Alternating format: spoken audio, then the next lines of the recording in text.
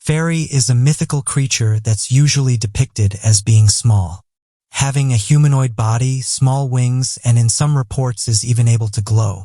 The Eastern Virginia Medical School carried out a study in the 1970s in which they asked everyday Americans about their belief in the supernatural. The study showed that over 2/3 of them had an experience that they couldn't explain. There's many people that believe in certain regions of our planet. Small fairy-like creatures can be found, and that at first they can be tough to make out due to how fast they fly. However, those who are able to get decent photographs do show what appears to be tiny fairy-like creatures. This person shared these interesting photographs to their Facebook page. At first glance, they appear to look like the typical fairy we all think of. They said the following about the photographs. Some of you will say it's just a moth, but it's not. I always meet them every night. With another person saying the following. You must have a very special relationship. They don't like people or cameras from what I understand. This person said this. These photographs are interesting and I think they do show a fairy. If you look at a photograph of a moth and then compare it to this, it's completely different. Moths don't have thin bodies and legs like that. I think that people need to be more open-minded about these creatures. I think it's quite obvious that there's something going on. My friends have seen creatures that look similar to this, and it's true that when they're around you they do look like moths, but upon closer inspection you can see these are tiny fairy-like creatures. However, not everyone is convinced by these types of discoveries. Skeptics have pointed out these are just everyday creatures. With one person saying the following, I see these in my garden all the time, and they're not fairies but rather midges. End quote. For those unaware, midges are small flying insects that have a maximum wingspan of 2 to 4 millimeters. There's over 35 different species of these creatures in the UK alone, with wildlife researchers noting that they live in practically every land area outside of dry deserts. There's people, though, that state this isn't what they're seeing in their photographs, and that believe fairy-like creatures do live in certain regions on our planet. It seems that there's no shortage of mysterious creatures living among us. The Irish have their leprechauns and the Scandinavians have their troms. Latin America has El Duende. Standing less than 2 feet tall, El Duende is said to cause mischief wherever they are seen. They are described as being covered in hair, including long bushy beards for the men. Some also described a wide-brimmed hat. In Latin American folklore, these mysterious creatures can hail from the forest or live inside the walls of your home. They are mostly seen by children, as they tend to be mischievous and childlike themselves. They also blamed for quite a bit of strange doings around one's home. Your missing keys or that important paper that went missing. This has caused some to say that these creatures are playing tricks on you. In most stories, they seem fairly harmless. Some even suggest offering up your first bite to any meal to them, as to keep them on your good side. They are said to lend a helping hand around the house. Other locals have reported that if you get lost in the woods, you can call out to these creatures and they will help you. This seemed to remain true as long as you weren't causing harm. When boys grow up to play in the woods, they are warned of the Watcher of the Woods. Little boys were told not to make too much mischief in the woods and not to cause harm to any of the animals. Elder Wendy was always watching you, and if he spotted you doing wrong, he would appear to you and take you to his cave, which many stories state is deep inside the woods. The only way to escape was to fall him into thinking you was one of his kind. El Duende only has 4 fingers. If you could hide your thumb and convince him so, he would let you go. Another tale tells of the sleeping El Duende. Settling in for a nap, the creature would rest against a tree, slowly disguising themselves as the clay around them. Children would find small clay statues of little gnomes throughout the woods and would sometimes take them home. During the night, they would sneak off back into the woods. When the children awoke and found the figure missing, they knew for sure that they'd plucked one of the small gnomes. Interestingly, although these sound like childish tales, many have come forward with alleged proof of these creatures' existence. There have been many sightings, pictures, and videos that point to this creature being genuine. Many people, whether they believe in many folktales or not, believe in the El Duendo's existence. Some put them in the same category as Bigfoot or Chupacabra. Others believe it just to be a cautionary tale to boys heading into the woods. Whether it's a tale to keep children out of trouble, or simply a tale meant to elicit fear, urban legends will continue to be told as long as stories exist. It may be because they're just fun. Some believe, however, it gives us a very keen insight into our deepest fears as humans. Perhaps it's that keeps us coming back for more. Others suggest that the majority of these stories are based on real events, and that over time they've just been retold. As mentioned earlier, there's no shortage of mysterious creature encounters, and every year people come forward with their stories, detailing impossible to explain creatures. Perhaps the study of cryptids needs to be taken more seriously. After all, people from all around the world have reported encountering creatures not recognized by science, with some even being able to provide photographic evidence. Maybe it won't be long before scientists make a breakthrough in some of these cases. As many know, it's no secret that there's various locations on our planets that remain unexplored. So maybe some of these cryptids could be hiding away in these isolated places. Only time will tell whether these creatures live among us or just in our imagination.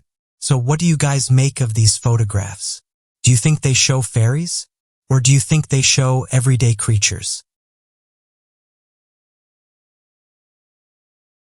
It's true that we know more about what's going on the surface of the moon than what's happening within our own oceans. Our oceans are teeming with incredible mysteries and strange occurrences that have left experts all around the world baffled and amazed since their discoveries. In fact, few of these discoveries are as mysterious in their nature as the humanoid sea people that have been witnessed by numerous historical figures in the past. These elusive, half-human, half-fish hybrids are at the center of strange sightings. And what's interesting is that they've been reported all around the world. Although modern scientists have spoken out about these sightings and say that there's no proof these underwater humanoids ever existed, researchers point to historical accounts where people would detail their encounters with mermaid-like creatures. With that being said, those scientists have proof to back this up. One of these fake mermaids was created by P.T. Barnum. The creature went by the name of the Fiji mermaid, and it was created using the torso of a monkey and the tail end of a fish. When the creation was made, it looked like a real mermaid. And interestingly, this is what people go to when they think of P.T. Barnum's mermaid. However, there's stories that P.T. Barnum actually had another mermaid, and he was getting ready to reveal it to the public. But this one was said to be genuine. A fire happened in New York City going back in 1865. It took out various properties, one of which was P.C. Barnum's. However, it's not until you start looking at the events surrounding the fire that some things don't seem to add up. The official story goes that a museum employee ran out of the basement saying that a fire was tearing through his office. After this, the fire quickly spread throughout the whole building, causing people to run out into the streets and even ending some of the lives of the animals that were trapped inside. However, some theorists have said this isn't the real reason behind the fire, going on to say that someone did this on purpose because P.T. Barnum was going to reveal a real mermaid to the world. This is said to be one of only a few photographs that survived, and allegedly shows the giant mermaid that was going to be revealed to the world. The creature clearly isn't a human, possessing a large brow ridge, weaved hands and feet, and dark sunken eyes. One of the issues is that there's really not much information about the photograph, with it only being featured on a few websites with limited information. One person said the following: "I've read stories that P.T. Barnum was going to show the world this new mermaid, and that this one was the real deal. But I believe the photographs might not be real, and are actually recreations of what people said it looked like." It seems that some are of the opinion that the fire was started on purpose to stop people seeing this exhibit, with others saying that the fire may have been a diversion, and that the creature was soon taken from the museum, being taken somewhere secret where nobody would see it. One of the issues is because P.T. Barnum was known to fake and exaggerate what he was showing to the public. Many don't believe in these accounts, with others saying that the story isn't real, and that the photographs are fake. This hasn't stopped people, though, from believing in mermaid stories. One of these stories is that of Captain John Smith. According to old myths and rumors published back in 1849, during the year 1611, as Captain John Smith and his crew were traveling around the West Indies, they spotted a strange creature in the water beside them. The crew described the creature as looking like that of a woman for the upper part of the body, except for a few key changes in the face, such as that of the eyes, of which were described as larger and more round, a short nose, long ears, and bright green hair. The lower part of the creature's body was described as being similar to that of a dolphin's body, and not that of a fish or scales of any kind. Interestingly, when researchers looked for the source of the tale concerning Captain John Smith and his crew's encounter with the mermaid, they found that the original author for the piece, that was later published in 1849, was the author of The Three Musketeers. This has led many skeptics to believe that the stories could have been fabricated. However, at the time the author was more well-versed in writing articles pertaining to nonfiction, had even co-authored other pieces that involved true stories of encounters with mermaids. This helps to not only prove the author's fascination with the subject, but that the rigorous fact-checking involved with publications at the time more than helped to steer the author clear from fictitious accounts in his works. Still, to this day, many claim the account is nothing more than a forgery, despite evidence of Captain John Smith and his crew encountering other strange creatures in the sea, and often writing about them. There's been other stories of mermaids in recent years as well. One of the most well-known ones is that of the Israeli mermaid. Back in 2009, there were witness reports coming from the local residents living in the Israeli town of Kiryam that had believed they had seen what they described as a mermaid swimming close to the shores of the town that's located next to the Mediterranean Sea. According to the reports, a man by the name of Sam Cohen was one of the first to report the sightings. According to his account, they first saw what looked like an injured woman laying on the sand before she quickly jumped into the water and disappeared. Others claim that at sunset you can catch a glimpse of mermaids swimming by the shore, and sometimes they will even observe onlookers and go to the surface to get a better look. Interestingly, the increased number of these sightings have left researchers in the town wondering what these creatures could be. In order to get to the bottom of these claims, the town has offered a $1 million reward for anyone of whom can gather evidence as to the creature's origins and likeness. This has led to a number of different researchers, tourists, and cryptid enthusiasts racing to try and uncover the cause of these sightings, and what could very well be the truth behind the accounts. So what do you guys make of the giant mermaid that was allegedly in P.T. Barnum's museum? Do you think it's real or a made-up story? Caves, what could lie in those dark, rocky crevices?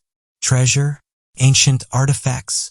There is potentially an untold number of discoveries waiting to be found in the complex cave systems that stretch all across our beautiful planet, with many discoveries made in caverns, hollows, and other caves every year. 33 creatures found in ancient cave system. What sorts of secrets hide in yet undiscovered underground cave systems? If a cave were to be sealed from any outside interference for millions of years, what would lie inside? Due to a discovery in Romania in 1986, we have an idea of just that, and it's a great insight into the kind of adaptations life makes in order to survive. The Mauvel Cave is a cave near Mangalia, Constanta County, Romania. For the past 5.5 million years, the cave system has been cut off from the outside world, cutting off fresh air from ventilating through the caves, slowly creating a perfectly sealed capsule full of toxic gases. And yet, despite the inhospitable conditions for human life, an entire ecosystem has been thriving in the Mauvel Cave for millions of years. The ecosystem is based around chemosynthesis rather than photosynthesis due to the specific atmospheric conditions in the cave. Remarkably, 33 new species were found living in the Mauvel Cave. While a total of 48 species were found in the cave system, the 33 newly discovered species were examples that are not found anywhere else on Earth, meaning they only exist in the specific conditions of the Mauvel Cave. These species have been developing in the cave system, totally isolated from the outside world, for longer than humans have existed. The kinds of animals that were found in the cave included small creatures such as worms and shrimp. There were also plenty of bigger creatures like scorpions, spiders, and invertebrates. This range of different size species means that the cave was able to be self-sufficient, with a food chain that is perfectly balanced and feeds back into itself. Being cut off from any natural sunlight, the cave system is pitch black. Because of this, the cave's unique ecosystem has evolved to traverse and survive in total blackness. Likewise, because of the toxic air that permeates the entire mobile system, all of the species in the cave are examples of chemosynthetic beings, meaning that they take the toxic gas and convert it into energy. All of the creatures in the cave are light in pigment and have no vision. With long antennae and limbs, the species in the cave use their extended bodily characteristics to feel across the cave floor to allow them to hunt and survive. The Mauville Cave is a great example of how different factors can affect evolution over time. Specifically, the unique species illustrate how sunlight and the elements in our atmosphere have affected our evolutionary journey. It's not known exactly how the unique ecosystem came into place. A microbiologist from the University of East Anglia said, "It's very likely that the bacteria have been there a lot longer than 5 million years, but that the insects became trapped there around that time. They could have simply fallen in and became trapped when the limestone cast dropped, sealing the cave until it was discovered again in 1986. Croatian scientists find 30 new species in caves. Some of the weirdest forms of life exist in deep regions of water. Some of the craziest forms of life exist in dark, damp caves. So what happens when you find new species in underwater caves? The answer is some of the weirdest and craziest creatures discovered in modern history. Deep underwater in a Croatian cave, scientists made an amazing discovery of 30 unseen species of creatures. After spending over 2 years studying the deep waters of lake caves in the Croatian National Park of Dalmatia, the team were delighted to find such a rich and unique set of biodiversity hidden deep below the water's surface. Since the caves are deep below the water, very little light reaches the bottom. This lack of light has resulted in many of the creatures evolving a ghostly white and almost translucent in appearance. This particular cave is full of creepy crawlies. 4 types of beetles were also discovered, as well as a translucent snail. Spiders were even found to be part of the isolated ecosystem. Some of the new species also include an eyeless cave salamander that uses smell and touch to navigate around the cave systems rather than sight. This is another evolutionary development, as the species that live in these underwater have no use for eyes in an environment with little to no light. Croatian paleontologist Kazimir Mikulinic, who worked on the project, said the following about the discoveries. "These are our rare animals, which are small and live underground. We found new species of Coleoptera deplora, and they are likely to be more new species which will be discovered in future." While the find is an amazing discovery for biological science, the scientists are hopeful that even more undiscovered species are active in the deep waters of Dalmatia and are continuing their search into the future. New species of human discovered in a cave in the Philippines. The history of the human species is as equally rich and complex as any other species on Earth. While we Homo sapiens ended up being the only surviving examples of humans, there are many other species of humans that have existed over millennia. In 2019, the rich human species grew just a little bit larger thanks to the discovery made by a team in the Philippines. Homo luzonensis, the small human species, was found from a small collection of bones, including 7 examples of teeth.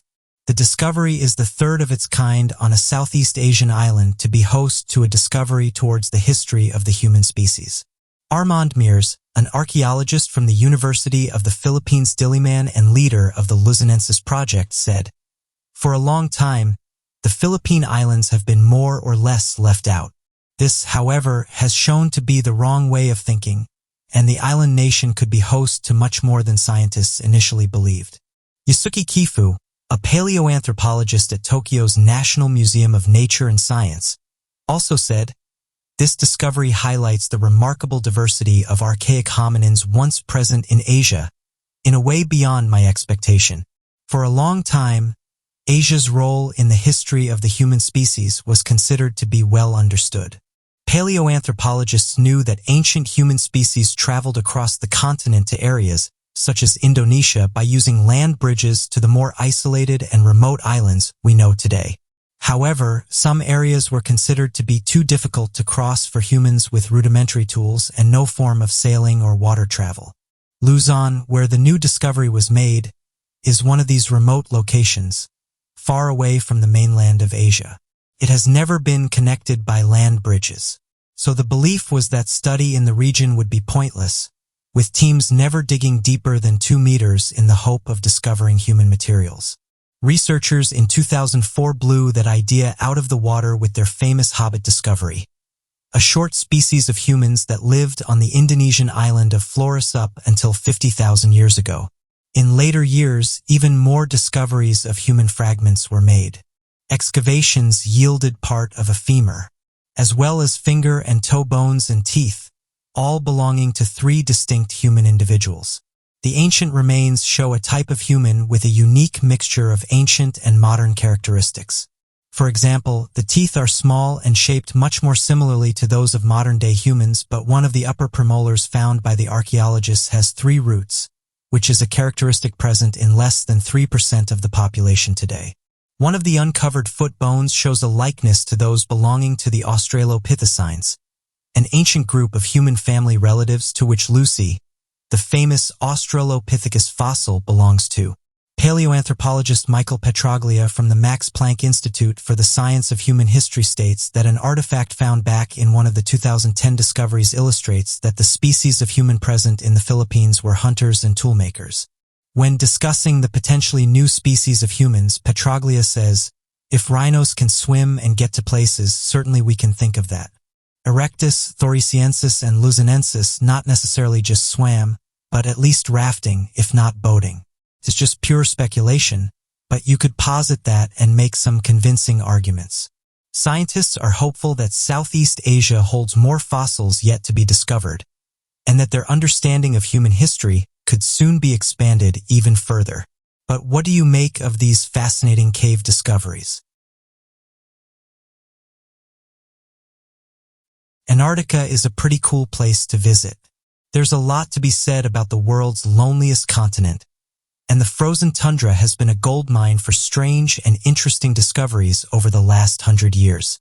Whether it's stories of intrepid explorers or mysterious forms of life, you never quite know what news will come out next from the South Pole. About our planet's South Pole, scientists find bizarre creature under Antarctic ice. The news of an unknown creature hidden in the Antarctic ice would be bad news. However, this discovery is much less frightening. It is actually a fascinating insight to what forms of life share our planet with us. In September 2020, scientists on a research voyage in the Southern Ocean made a stunning discovery in the waters of the icy continent. During their 50-day trip, scientists from multiple countries created scans of the seabed from the decks of RV Tangaroa, a New Zealand research vessel. Their target is known as the Antarctic Abyssal Plain, and their efforts were made in the hope to find life in the harsh environments more than 3,500 meters underwater. During the expedition, the team collected 4,700 samples, as well as 33 hours of video and 8,000 photographs. While the deep abyss of the Antarctic waters at first seemed to have more in common with the barren wastelands of Mars, the team were lucky enough to spot a form of life never before seen by human eyes. The scientists described it as having features like a hippo. Dr. Schneebel, a marine biologist at the National Institute of Water and Atmospheric Research in New Zealand, stated, "It has something quite interesting at the front which sort of likened it to a hippopotamus. We don't know how many are down there, don't know how common this is, but I have never seen anything like this before." Unfortunately, or fortunately, depending on who you ask, this odd-looking creature is actually a sea cucumber. But the unusual nature of the creature has excited researchers at the prospect of further unprecedented forms of marine biology. In 2019, the researchers went on an expedition and documented what they saw. The team are shown discovering another new species. Lead scientist Andrew Stewart is shown on film saying the following, "This is why I came to Antarctica to see things like this. I have to look at such features as the shape of the teeth, the jaws, the shape of the gill rakers, as well as counts of the vertebrae. Now I have no idea what species this is. The color pattern on the fins is like nothing I've ever seen before. Antarctica lava lake. Now Antarctica isn't particularly known for its pleasantly warm weather. In fact, it can get extremely cold down there. So you can imagine how shocked scientists were to find scalding hot flows of volcanic magma in one of the coldest regions on Earth. Nestled on a remote bit of land in the South Sandwich Islands, researchers confirmed suspicions of a lava lake by taking high-quality imagery of a known active volcano in the area. Scientists believe that the massive lava lake has a diameter somewhere between 90 and 215 meters, with the pool of lava reaching heats above 1,000 degrees Celsius. Lava lakes are giant pools of molten lava, built up in craters, volcanic vents, or other geological spaces. And while we might imagine volcanoes being the perfect place for a big pool of lava buildup, long-lasting lava lakes are not a common occurrence. And to find one in such an isolated part of the world is an incredible feat. Danielle Gray, the lead scientist of the Volcano Project, said, "It is extremely difficult to access, and without high-resolution satellite imagery, it would have been very challenging to learn more about this amazing geological feature." In fact, while Saunders Island is technically a British territory, humans have barely come into contact with the remote island, meaning scientists had to rely on satellite imagery to get a glimpse of the lava lake deep within the volcanic structure. It has taken years to confirm scientists' original suspicions towards anomalous activity on Saunders Island. But due to the island's remoteness, there are very few opportunities for practical observation. The problem is that the South Sandwich Islands are so incredibly remote. There is very little ship traffic that goes past there, said Burton Johnson, one of the researchers involved. Therefore, are not a huge amount of opportunities for research vessels in that area. Movies might have given us the impression that lakes of lava sit inside of every volcano, but this couldn't be further from the truth. Currently, there are at least 7 lava lakes currently bubbling away on Earth and can be found in Ethiopia, Hawaii, Nicaragua, Vanuatu, and in the Democratic Republic of Congo. Funnily enough, there is also another lava lake in the Antarctic, belonging to the Mount Erebus volcano. So perhaps the region is much more volcanic than we initially thought. Giant hole in Antarctica. Unfortunately, in our current age of man-made climate change, rising global temperatures have already begun to have an effect on Antarctica's frozen landscape. Because of our effect on the climate and the knock-on effects of carbon emission more generally, scientists are constantly observing Antarctica due to its importance in our global ecosystem. However, in 2017, scientists were shocked to find a hole in Antarctica's ice of gargantuan proportions. The hole, also known as a polynear, is a hole formed in Antarctica's ice during the winter months. In this season, Antarctica's ice should be at its strongest and most abundant, so the formation of such a significant breakage is worrying. Holes in Antarctica's ice are usually very difficult to find. The winter months are harsh on the southernmost continent, making it hard to observe and study any holes that appear. This time, however, the hole was impossible to miss. Shown by a large expanse of seawater, the hole in Antarctica was incredibly vast, stretching to almost 30,000 square miles. This discovery is the biggest polynya since the 70s. Kent Moore, professor of physics at the University of Toronto, said, "In the depths of winter for more than a month, we've had this area of open water. It's just remarkable that this polynear went away for 40 years and then came back." That said, scientists knew where to look as another polynear had formed in 2016, although it was not as big as the 2017 discovery. In the Southern Ocean, the deeper parts of water are much warmer and saltier than the water at the surface. Wide currents in the ocean transport this warmer water up towards the surface, allowing it to melt sheets of ice forming at the top of the ocean. As the melting continues, eventually a great expanse of open water is created and a Polonia is born. Once the ice melts and creates an expanse of water, it is very hard for the newer sheets of ice to be formed.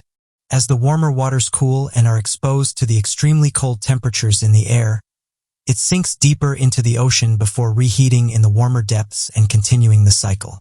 Scientists are doing their best to learn why and how these giant holes are forming, especially after decades of less activity.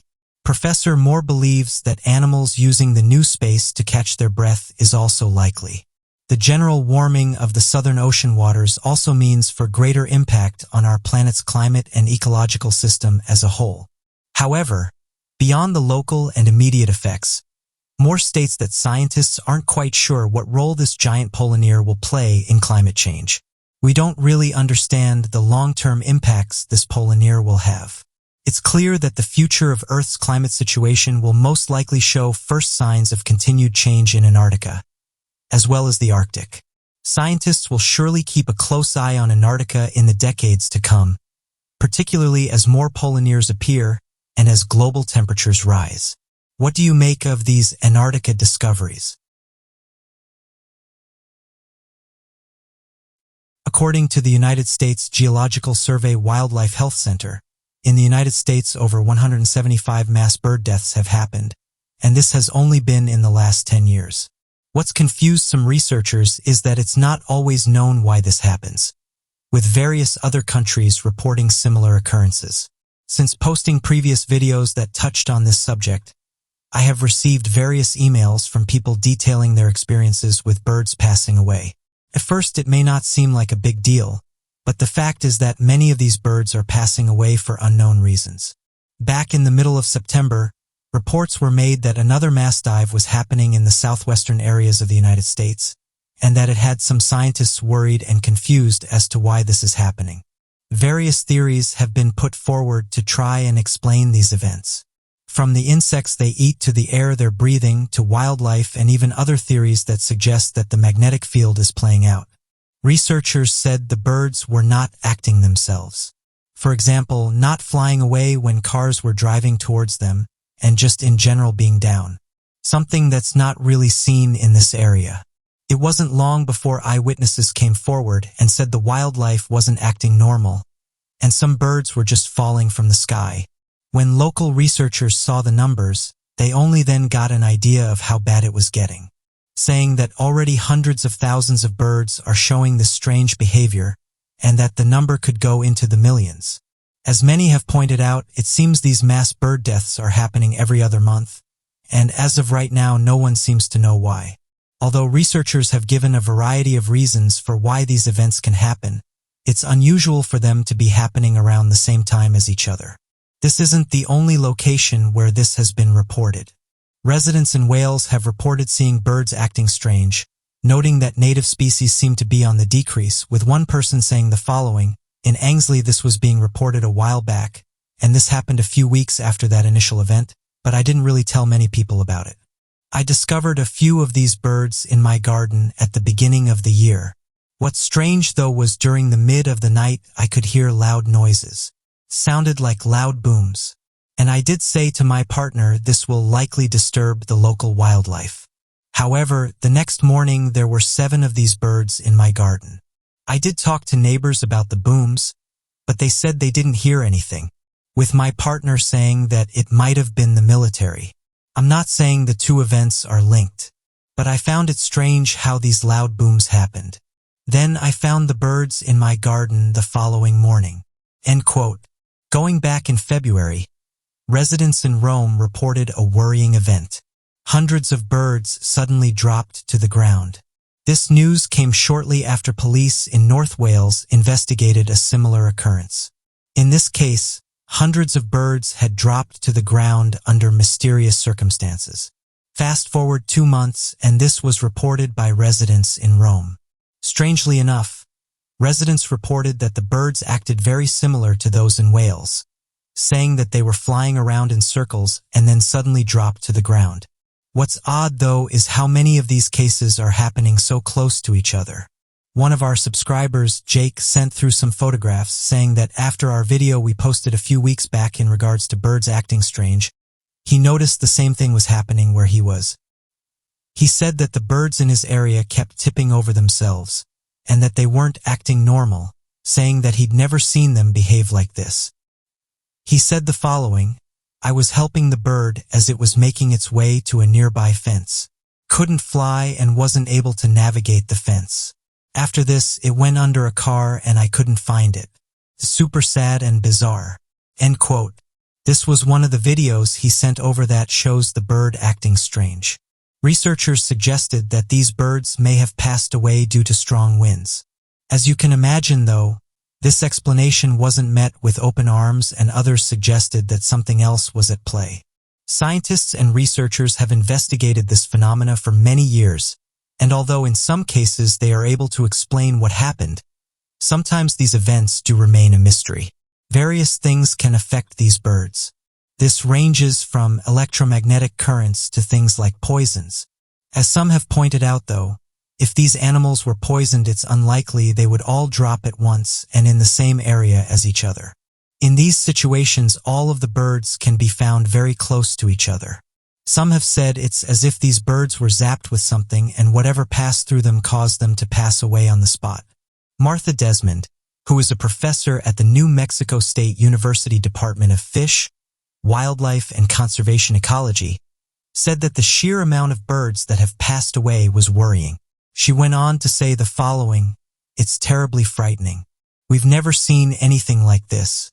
We're losing probably hundreds of thousands, if not millions of migratory birds. So what do you guys make of this? Why do you think that so many birds are passing away? Do you think it comes down to humans? And have you seen any birds in your area acting strange?" USS Trepang, a Sturgeon-class submarine, was the second vessel of the U.S. Navy named after Trepang, a sea animal known to be tough, long, and with a muscular torso, usually found in the coral reefs. This marine animal is also known as a sea cucumber or marine slug. The Electric Boat Division of the General Dynamics Organization was given the contract of building the Trepang in 1966. The firm laid down the keel in October 1967. The Trepang was launched in September 1969 under Mr. Melvin's sponsorship and later commissioned by Dean Sackett on August 14, 1970. The USS Trepang was another vessel in the U.S. Army, which not a lot of people knew anything about, but it would soon be brought into the spotlight. Why was the USS Trepang in the Arctic? The USS Trepang was in the Arctic because of several reasons, which include Trepang moved to the Arctic in early 1971 for local operations in her home port. The Trepang operated under the polar ice cap to perform some extensive scientific investigations into the composition, geological record, and motion of the ice cap. USS Trepang was also in the Arctic to carry out some weapons systems evaluation and acceptance prosecutions, and later carried out autonomous operations in the Atlantic Ocean.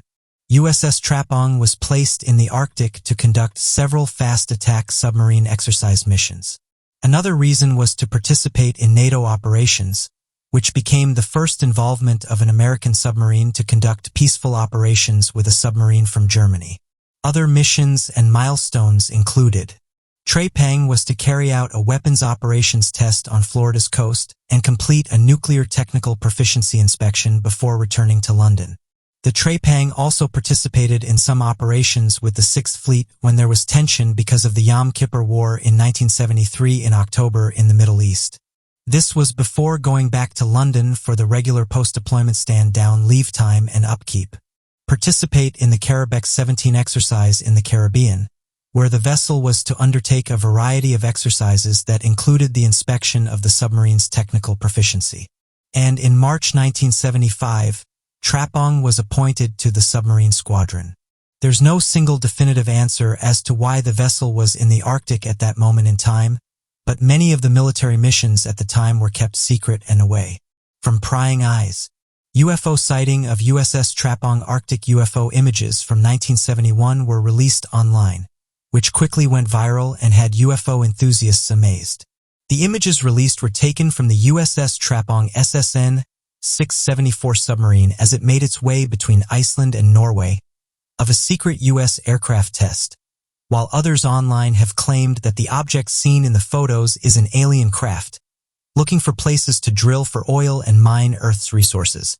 Alex Mistretta, a paranormal investigator, studied the images when they were first released, after they appeared in the French paranormal magazine Top Secret, according to the Black Vault, had been taken from the U.S. submarine with the admiral on board at the time, Dean Reynolds. It's unknown how these images managed to end up being published in a French magazine, given that they were taken by the crew on board the submarine and were presumably stored in the U.S. military archives. Official records do seem to reinforce the validity of the claim, but the information is so readily available that many have called the evidence into question and claim it does nothing to certify the validity of the images. An inscription on one of the photos reads, "Official photograph not to be released, CT." Another reads, "An authorized disclosure subject, Security Certificate SSN 674, criminal sanction." Online commenters suggested all the images may be of a single object that has the ability to shapeshift. They are an odd selection of pictures that feature types of UFOs that have been regularly spotted by witnesses in all parts of the world, said Nigel Watson, author of the UFO Investigations Manual. Airship or long-shaped crafts have been reported since 1896, when there was a significant increase of phantom airship sightings throughout the USA.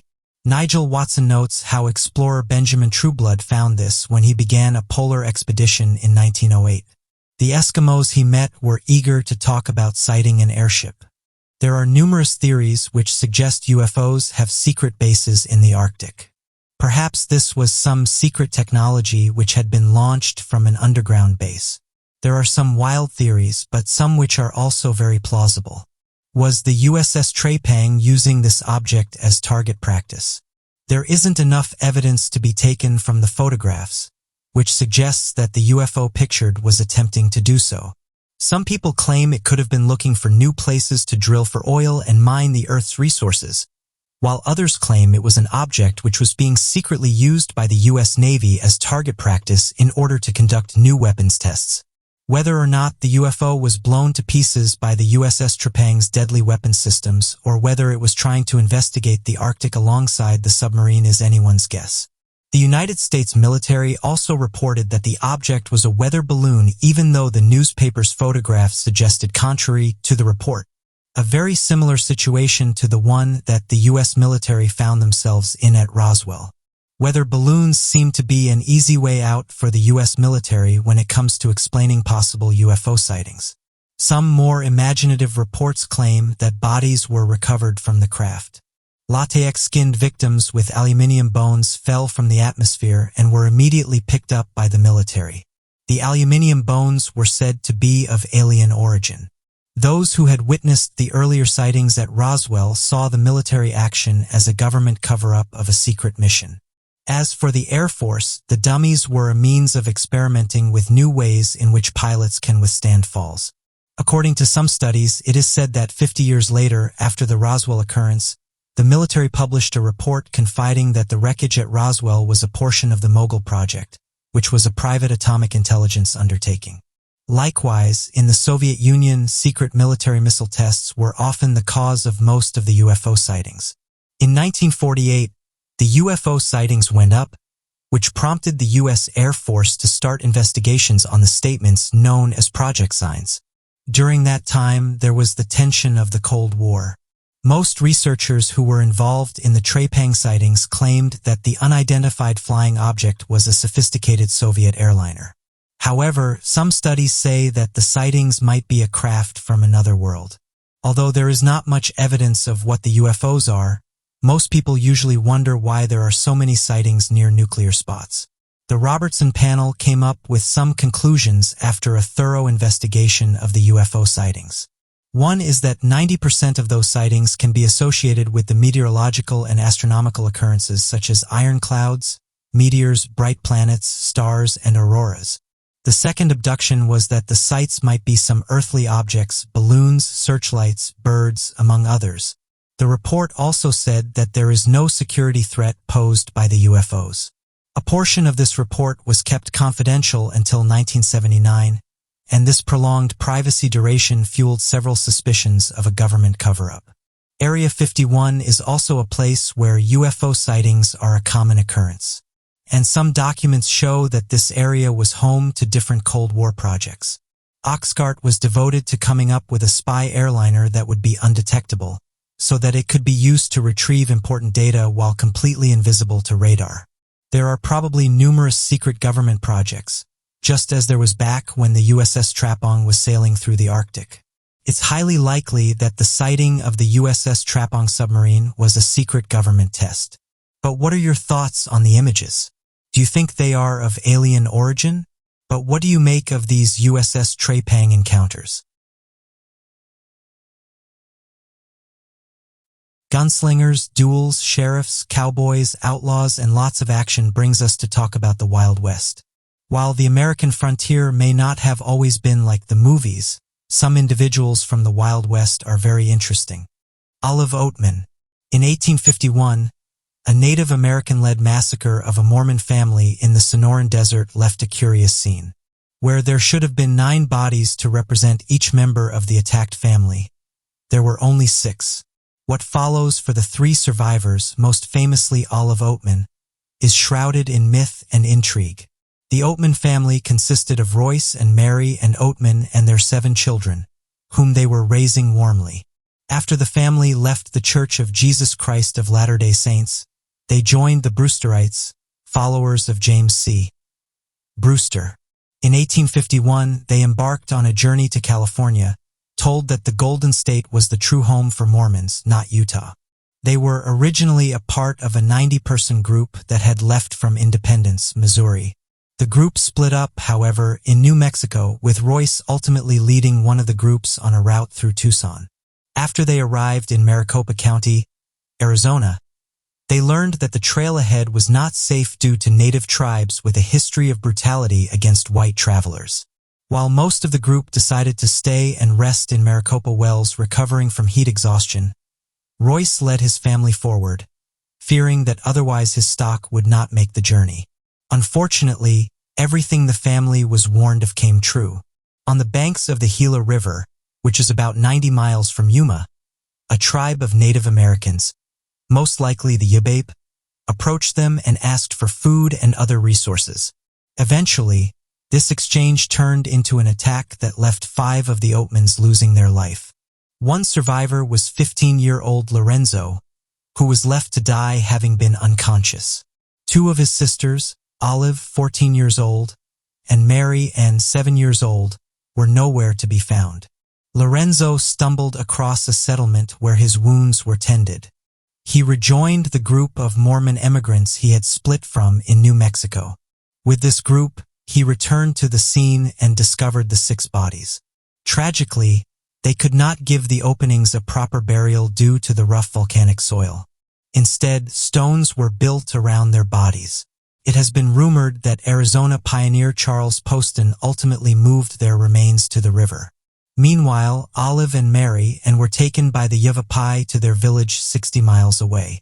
The long walk through the desert left the girls severely dehydrated, but their arrival at the village offered them no solace. It was there that they were treated as slaves, forced to forage for food and other resources. The sisters lived in constant fear of losing their lives, as they were perpetually ill-treated and burned with hot sticks. This ordeal lasted 2 years, until a group of Mojave tribe members traded horses, blankets, and various other goods for the girls. The sisters had to trek to the desert once more, now to the Mojave village near Needles, California. In this village, life started to look up. They were located in a peaceful valley along the Colorado River. Espinace, a tribe leader, adopted them. The sisters grew close to his wife and his daughter. The family allowed them to live as they pleased. They were allocated land to grow their own crops. They were also inducted into the community through the tattooing of lines on their chins and arms with blue cactus ink. This ritual is believed to ensure a positive afterlife. The sisters eventually took on their clan's name, Och. They were so assimilated that Olive began to forget English. A few years later, 200 white railroad surveyors visited the village to do some trading. Olive and Mary did not take the opportunity to ask for help or even tell any of the men they were kidnapped. Historians are uncertain if this is due to their quality of life with the Mojaves, or because they did not know they had a living relative. Lorenzo. Despite their alleged happiness with the tribe, things soon turned for the worse. A severe drought and subsequent crop shortage led to the sister Mary and dying along with many other tribe members. Olive survived, but only because her adoptive mother was feeding her in secret. In 1855, Francisco, a man from the Quechan tribe, arrived at the village as a messenger from the U.S. federal government. In Fort Yuma, where Olive's brother was living in desperate search, authorities had picked up on word that a young white woman was residing with the Mojaves, and they wanted an explanation. The Mojaves hid Olive and dodged questions. When that strategy did not work, they tried to convince Francisco that she was not white. This put the tribe in a difficult situation. While they were very fond of Olive, the government threatened to destroy the tribe. It was ultimately Olive who revealed the truth, leading to the enragement of the tribe, who then discussed killing her for her punishment. Her foster family stepped in and facilitated a final deal, and other goods. Topeka, her adoptive sister, joined her on the trip as a mediator. Olive cried on her return to the fort. She was made to dress in Western-style dress and wash her painted face and dyed hair. Her reunion with her brother not long after her return made headlines across the country. Several details about these events still remain unclear. Royal Stratton, a Methodist minister, wrote Captivity of the Oatman Girls in 1857 after interviewing Olive. The book claims that Olive never had any relationships with any tribe members. However, her childhood best friend, Susan Thompson, who she had reunited with, claimed that she married a Mojave man and had 2 sons, which account for her grief upon returning to her old society. In the lectures she gave after the book's release, she claimed to have been tattooed as an identifying marker. While historians mentioned that all Mojave women have the same tattoo, Olive also claimed that she was taken by the Apache, not the Yavapai tribe, which historians think to be untrue as well. Her perspective on Native Americans was frequently contradicting. She called them savages publicly, but privately longed to go back to the tribe. She also reminisced with Mojave tribe members later in life. The royalties from the book paid for Olive and Lorenzo to go to college. In 1865, Olive married banker John B. Fairchild in New York. They settled in Texas and adopted a baby girl named Mommy. Olive battled depression for the rest of her life. Olive Oatman died in 1903 at the age of 65 after having a heart attack. Letters found after her passing describe her poor mental state. She mourned the grief of losing her first family and the loss of her second. It is unclear whether or not Olive suffered from Stockholm Syndrome. Olive Oatman still has a legacy today. The Arizona ghost town Oatman is also named after her. The Blue Tattoo, The Life of Olive Oatman, is a 2009 schoolery biography that debunks her life. It seems that Olive Oatman lived multiple lives that were constantly taken away from her while new ones were being built. Oatman's experience of constant loss and change is a tragic depiction of being caught between 2 worlds. Texas Jack Vermillion had a knack for creating a reputation. Originally John Wilson Vermillion, he earned himself other names over his lifetime, such as Texas Jack. Texas Jack was born in 1842 in Russell County, Virginia, the second of 12 children. His parents were William Vermillion and Nancy Owens. He joined the Confederate Army during 1861. After the Civil War had ended, he married Margaret Horton in Sullivan County, Tennessee. After that, the couple moved to the city where Jack worked as a marshal. Jack and Margaret had 1 daughter and a younger son. A few weeks after the son's birth, however, a diphtheria outbreak caused Margaret and both children to die when Jack was out of town. After this tragedy, Jack moved to Dodge City, Kansas. In his grief, he gambled and drank heavily, and was known as an apathetic gunslinger. After Dodge City burned, he was hired by City Marshal Virgil Earp to protect the land. But Jack ended up in Montana and was severely injured in a saloon fight where he was rescued by gunfighter Doc Holliday. Jack never got out of trouble, however. Eventually, He became a wanted man after taking the life of a man who accused him of cheating at cards. He continued to work as a special policeman for Earp, but this time in Arizona. After a gunfight at the OK Corral, Virgil Earp and his brother Morgan lost their lives due to retaliation. Wyatt and Warren Earp enlisted Doc Holliday and Jack for the Earp Vendetta ride, in which they escorted the Earp family out of town and hunted down outlaws. After a feud between businessmen, Jack reunited with Wyatt Earp again to fight in a threatened Dodge City war that never actually turned violent. Jack returned to Virginia in 1883, where he married Nanny Filner and had 2 more children, a son and a daughter. He passed away peacefully in 1911. There is a bit of mystery to Jack's fast-paced life. Some believe he was a very short stature, 5'2" and 125 pounds, but this is not confirmed. The nickname Texas Jack is also a mystery. Jesse James. Jesse James is one of America's most famous criminals. Many believe his brutal behavior was motivated by the poor treatment his family received in the Civil War. James was born in Clay County, Missouri in 1847. He was the 3rd child of his parents, Robert and Sorrel the Cole James. His family owned a large farm where they used slaves to grow hemp and raise sheep. During the Civil War, the James family was an avid supporter of the Confederacy. In 1863, Union soldiers visited the farm and injured his family. James was later shot in the chest during a guerrilla raid. However, a few months later, he recovered and took part in a raid in Centralia, Missouri. The raid led to the killing of 22 unarmed Union soldiers. And just a few hours later, the guerrillas took the lives of over 100 more soldiers in the Battle of Centralia. James ended up with the credit for taking the life of their Union commander, Major Andrew Johnston. James was shot again towards the end of the Civil War, but was nursed back to health by his cousin, Zerelda Mims, whom he later married. It was after this that Jesse became a full-time outlaw. In 1868, he helped rob a bank in Kentucky. In 1869, him and his group robbed another bank in Missouri, with Jesse shooting the cashier. Ultimately, with a group of other men, James robbed all the way from Iowa to Texas and to Kansas to West Virginia. Nothing was safe. He tormented banks, stagecoaches, fairs, and trains. These were mostly successful until 1876, when some of his group were caught during a bank robbery in Minnesota. James fled and lived under an alias, issued a proclamation for his arrest. A year later, James brought a new man, Robert Ford, into his group. Ford, however, was the governor's accomplice.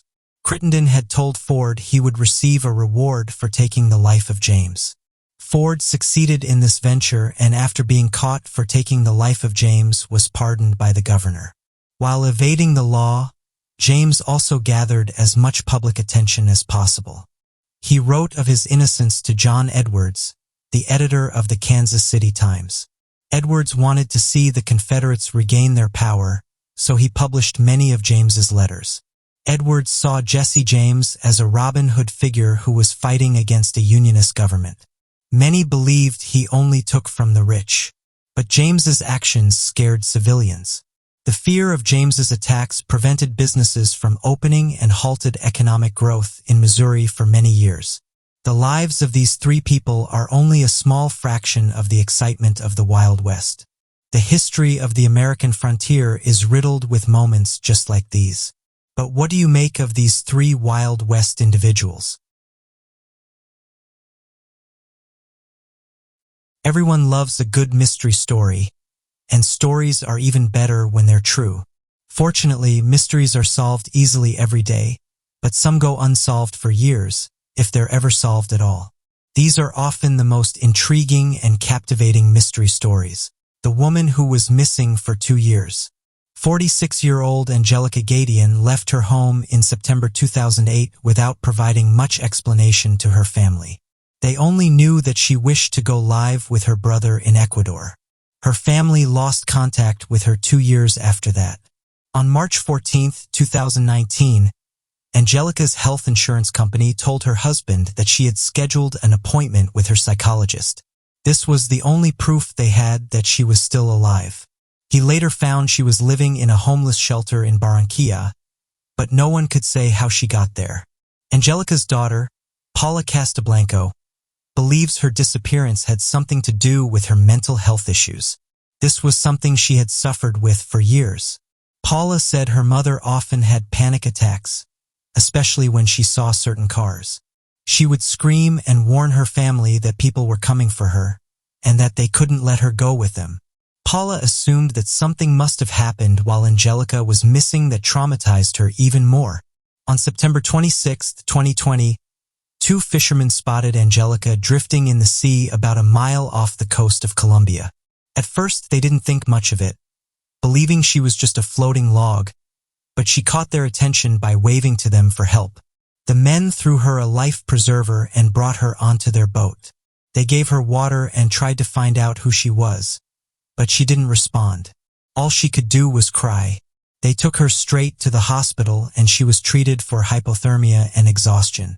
It's estimated that she was floating in the water for around 8 hours before the men found her. This particular part of the ocean she was in is home to many dangerous sharks. Many people were shocked that she wasn't attacked by any. Angelica claimed that many circled her at various times, though she admitted that she could have been hallucinating. Angelica later told reporters that she hadn't come in contact with her family because she was escaping domestic violence that had been going on for years. Her family, though, insisted that this wasn't the truth. However, she believed she was rescued because God didn't want her to pass away just yet, and that she was born again.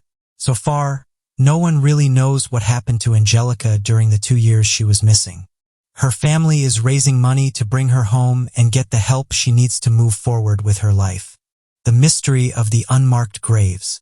At the Christ Church, most of the graves are considered to be known, meaning the gravestones have been marked with the person's name, age, and date they passed away. These graves are occupied by people who have family and friends who were able to identify them and make sure their gravestones were marked correctly. However, there are still many graves that are unmarked and that could be excavated since no one can even be sure that they're occupied. Members of the church have been reaching out to the public, hoping to find any details on these unmarked graves. If they remain unknown, they could potentially be dug up to be used as a new burial space. At this point, they could realize the spaces are already occupied, which is the situation they're hoping to avoid. If the church is able to gather more information on these unmarked graves from the public, the details could be recorded and compiled into the new database. Remain unbothered. The mystery man who tended graves on September 17, 2020, paramedics were called after a man was found passed out in the All Saints Cemetery in Newcastle. He passed away on the scene, and the paramedics found no reason to suspect foul play. It's believed that he passed away due to natural causes. The man had no wallet or identification on him, but he was seen tending graves, ensuring they were always tidy. The authorities have resorted to alerting the public for help in identifying him. This man was 5 foot 9 inches tall and had a medium build. His hair was gray and was thinning. He was believed to be somewhere between 55 and 75 years old. On the day he passed away, he was wearing a white polo shirt, dark pants, and dark shoes. He'd brought a flask and his tools in a plastic bag with him to the cemetery that day. Just like any other day, he was cutting hedges around some of the gravestones, but he soon collapsed and passed away while working. Staff members at the cemetery were saddened by the fact they didn't know his name, since he'd worked so hard to help them and to show respect for those who had already passed away out of the kindness of his heart. They weren't even sure which graves he took care of the most, which could have given them a clue about his identity. They don't feel that he deserves to be laid to rest in an unmarked grave. They felt that he lived with great dignity and deserved to be laid to rest in the same way. The police have received many calls, but still haven't discovered the true identity of the man. The police have exhausted all leads, and there have been no missing persons reports matching the man's description. One woman who read about this man was especially moved by his kindness. She decided to raise money to cover the expenses of his funeral. She felt it was the least she could do for someone who had given so much of himself without ever being thanked. So what do you think about these mysteries? Do you think there's more to them? Going back in early September, it was announced that the FBI was investigating strange reports made by pilots. Two pilots detailed how they saw a mysterious humanoid figure on a jetpack near Los Angeles International Airport. The airline pilots said the humanoid was around 3,000 feet in the air and that whatever it was flying incredibly fast. Several U.S. media outlets have managed to get their hands on the alleged recordings of during the conversation back in September. One of the pilots said the following: Tower American 1997, "We just passed a guy in a jetpack." To which the controller on the ground responds with the following: American 1997, "Okay, were they off to your left side or your right side?" The pilot replies saying the individual was on the left side, around 300 feet or so, but sticking with our altitudes. A few seconds later, another pilot reports the following to the tower: "We just saw the guy pass by us in a jetpack." The controller then tells the pilots to use caution when flying in the area, and also puts out a warning stating that there's someone flying around on a jetpack. Someone in the background can be heard saying, "Only in LA." It's now been reported that the same thing has happened again. Pilots and crew members flying close to Los Angeles International Airport once again saw a mysterious humanoid on a jetpack, saying that whatever this was, it was flying at 6,000 feet. The following conversation was recorded. China Airlines 006, "We just saw an object at 6,000. LAX Tower 006 Heavy. Can you say that one more time, please? China Airlines 006, "We saw a flying object like a flight suit jetpack at 6,000. LAX Tower. Was it a UAV or a jetpack?" China Airlines 006. "Like a jetpack. Too shiny is too far. LAX Tower. 006 Heavy. Roger, thank you. Emirates 215 Heavy. There was a jetpack reported around 30 miles ahead. This soon caused various people to give their opinions on what the object could be, with some saying that it's strange how this happened twice now, and noting that although we have jetpack-like devices that can take humans into the air, we don't have anything that's able to reach these kinds of altitudes, and that also has the ability to overtake planes. One person said the following: "It's weird how both of these reports have been made so close to one another. It's a really interesting case. Could this be some kind of new technology that's carrying out experiments above Los Angeles? Either way, it's odd the pilots are saying that it looks like a humanoid on a jetpack. To my knowledge, there's no jetpack in the world that's able to take a human to these kinds of altitudes." End quote. Various officials have also given their opinions on the strange sightings, saying that on paper this sounds like a person on a jetpack. But when you hear the speeds they're going and the altitude they're reaching, this is very unlikely to be a human on a modern-day jetpack. They can't reach these heights, and some of them even need machinery like helicopters to get them to these heights. Other people have decided to look at other possibilities, one of which is that this could be linked to UFOs. Although this isn't supported, at this moment in time technically this is a UFO. It's a flying object that can't be identified. Other amateur researchers have come forward and said this isn't the first time this type of sighting has been reported, going on to say that nearly all of these cases still to this day remain a mystery. The number of pilots who have come forward in detail to seeing mysterious things isn't anything new. But perhaps the sad part about this is that most of these don't get taken seriously. It seems almost bizarre that someone like a pilot can report something mysterious, and no further investigation is carried out. After all, these are the people that spend the most amount of time in the sky. So when they report something strange, it should be taken more seriously. Back in 2014, news broke that pilots on a passenger plane were left confused when they witnessed a flying humanoid going past them at 3,500 feet. They couldn't wrap their heads around how, number one, a human was able to zip past them so quick, and secondly, where they'd come from. Aviation experts then admitted that they were too baffled by the reported sightings of a flying humanoid. After making the news, the flying humanoid was then given the name of the Superman of Makersfield. Mysterious individuals suddenly appeared out of nowhere and was able to overtake the Airbus 320. This was while the plane was flying close to Cheshire Town in England. The pilot and first officer reported the strange sighting to air traffic control, where at first they thought the individual may have been a paraglider. However, they couldn't see any gear on the humanoid and so were disowned. Things got even more confusing when air traffic control reported that they hadn't picked anything up on radar. It was as if the mysterious individual appeared and then suddenly vanished. Teams on the ground were sure that the individual that was seen must have been a paraglider. However, further checks were carried out to see if any paragliders or people using parachutes were in the area, and it turns out that no one was in the area during the strange encounter. Officials at the UK Airprox Board, who investigate near misses in British airspace, came forward and said they think this is one of those cases that will likely never be solved. The report states the following.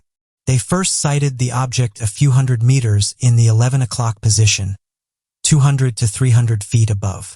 It passed down the left-hand side of the aircraft at 100 to 200 meters. The crew only saw it fleetingly. There was no time to take avoiding action, and they reported they based their assumptions on it being a person under a canopy. But at the time, the skies were clear and the pilots had visibility of around 6 miles. None of them remember seeing a canopy. It wasn't long before experts at the British Hand Gliding and Paragliding Association got involved, and even they said that at the time of the report. And due to the weather conditions, it would have been impossible for a single flyer to be in the area and traveling at the speeds they were. So what do you guys make of this mysterious jetpack humanoid seen above Los Angeles? Do you think it's perhaps some new technology that's being tested? Or do you think it's something entirely different? October is the month of Halloween, and in continuation of our spooky theme, we'll be exploring an unresolved missing persons case.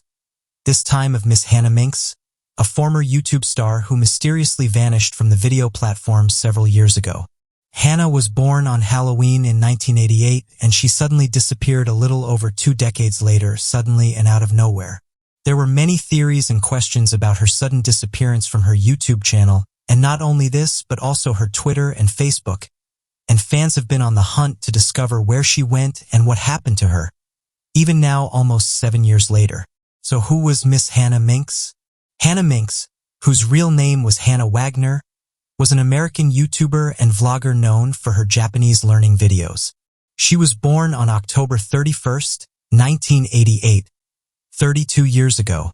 While living and studying abroad at Sophia University, a private university in Tokyo, Japan, she began to make videos that related to her interest in the Japanese language and culture.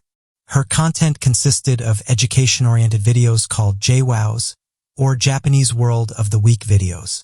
Hannah was also known for her kawaii-inspired looks and anime costumes, and had a large following base that ranges in ages. She was also the inspiration for an app called Dress Minxie, and back in 2012 a manga based on her Hani Mix persona was set to come out during the San Diego Comic-Con event. Hannah joined YouTube in 2008, but did not post her first video until March of the next year. Her popularity increased rapidly, with her most watched video attaining well over 10 million views. Her subscribers came for her Japanese World of the Week videos, but stayed for her cute Japanese style and cheery attitude. It seems that Hannah had a sweet personality, and the videos she posted were of interest to those wanting to learn Japanese and more about Japan.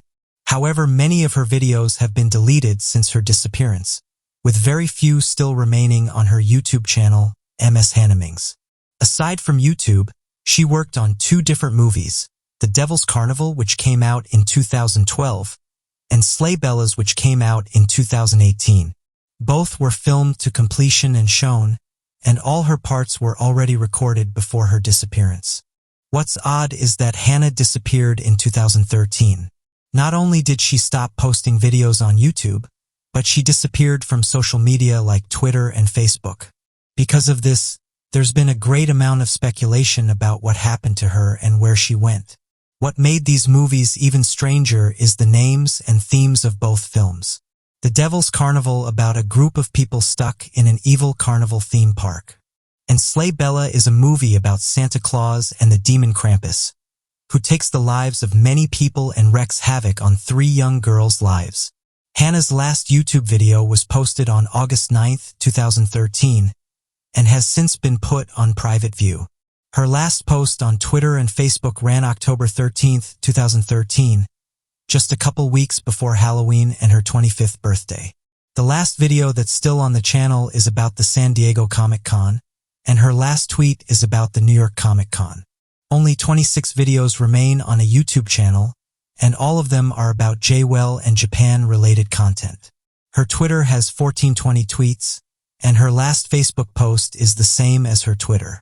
It has over 190,000 likes. But like the rest of her platform, it's not since been updated. Although not posted by herself, Hannah Minx was last seen at a birthday party in Bushwick at the Rookery Bar on December 13, 2013. It seems the most recent sighting of Hannah remains the movie broadcast in 2018, which was filmed before her disappearance. There have been many theories about what happened to Hannah Minx and why she disappeared so suddenly from the internet. From abduction to losing ownership to her content, to giving up to getting married and choosing to focus on her partner and children. People have been curious and suspicious about what exactly happened to Hannah. One theory is that Hannah was involved in an accidental car crash and had passed away from the injuries. However, to the relief of fans and friends, further investigation proved that it was another 18-year-old female by the same name. Some people think she simply ghosted and disappeared, either because she was being harassed by fans or because she no longer wanted to post videos. Apparently, she had previously done the same thing before, at a time when she was making videos about French and smoking. At the time, Hannah deleted everything and disappeared for a little while, before reappearing with her new JWAL content. However, this time she never did reappear, which made this theory a little less likely than the others. Some people believe that Hannah was abducted, but that too does not have enough evidence to be likely. This is because Hannah had many friends and family, and enough of a following of fans online and in person at Comic-Con events to raise enough suspicion and push people to look for her and open a missing persons case with the police. If Hannah had indeed been abducted or lost, there likely would have been a lot of news and updates online, searching for her and asking for intel on her whereabouts. Knowing the number of fans and followers she had, anything from abduction to loss of life likely would have been publicized. Another theory is that Hannah simply got married and moved on. This theory comes from a fan who was close to her and was added to Hannah's Facebook friends list when she used to accept friends online. The fan claimed that in addition to getting married, Hannah lost the rights to the Hannah Minx trademark and decided to leave her brand and persona behind, rather than fight for it. There was allegedly a post that showed Hannah was married and even had children, but the post, which was on Reddit, has since been deleted. Another personal friend on YouTube has said on video that Hannah is now happily married and focusing on her family and personal life.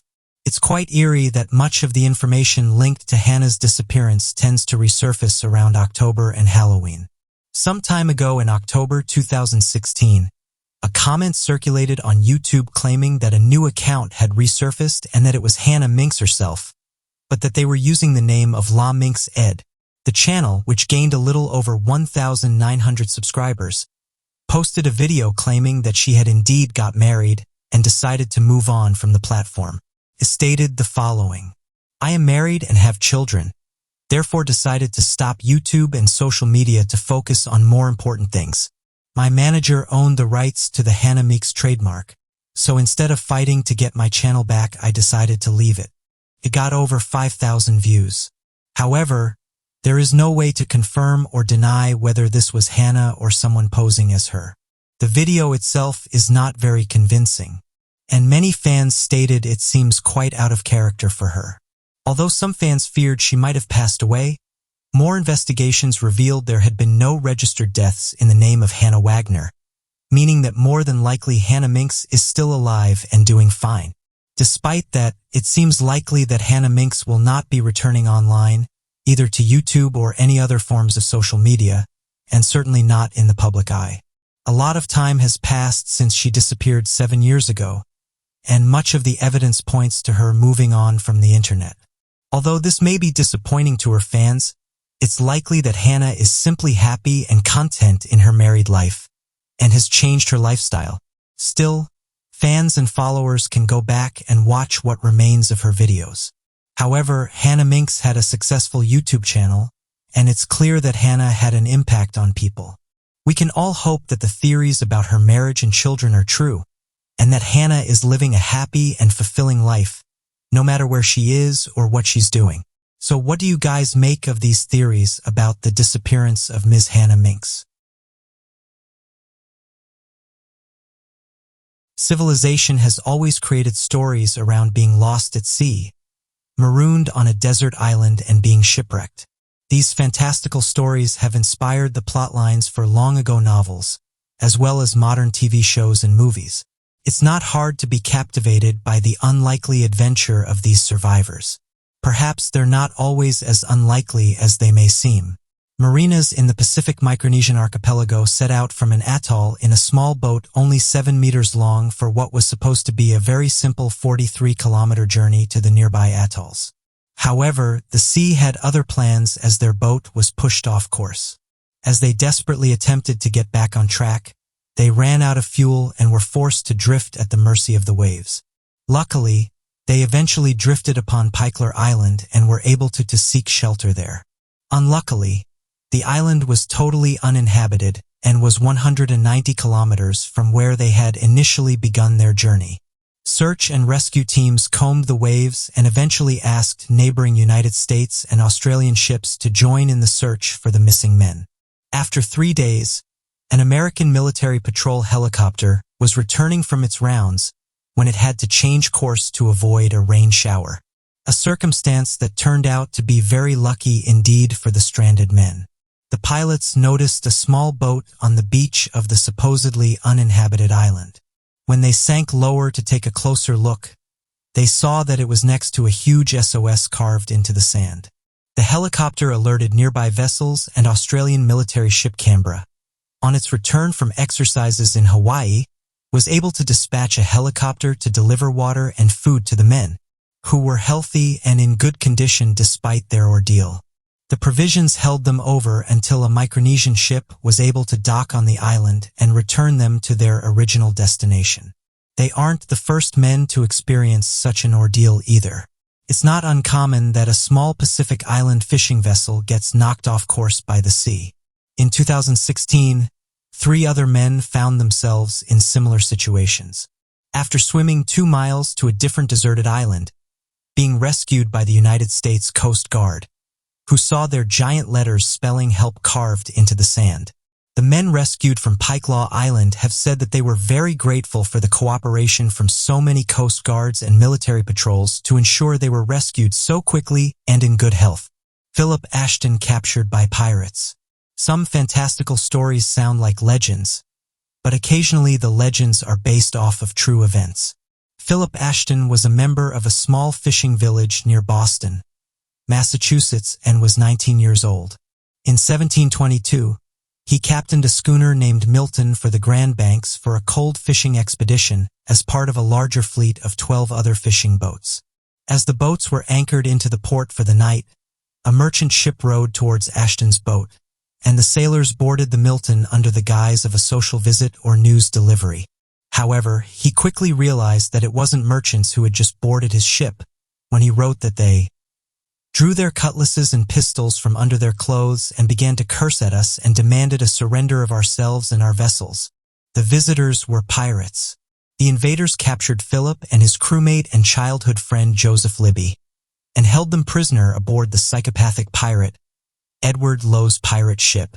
Lowe was known to sailors throughout the Atlantic for his savagery and mutilation of his prisoners. Stories of slicing men to pieces and cutting off a captain's lips and forcing him to eat them had garnered Lowe the reputation as one of the most feared pirates of his day. Something that Ashton quickly learned was not a simple rumor. He was tied up with chains and beaten as the pirates tried to convince him to join their ranks. Libby, Philip's childhood friend, gave in to their demands and joined the pirate crew, but Ashton remained resolute. Finally, the pirates stopped on Royation Island in the Caribbean, north of Honduras, and the island was so small and desolate, they thought it safe to bring Ashton inland as they collected food and hunted. Ashton was quick and managed to escape and evade his captors by hiding in the tree until they gave up and returned to the ship. They assumed that he would quickly pass away as he was starving with no supplies, ragged clothes, and no shoes.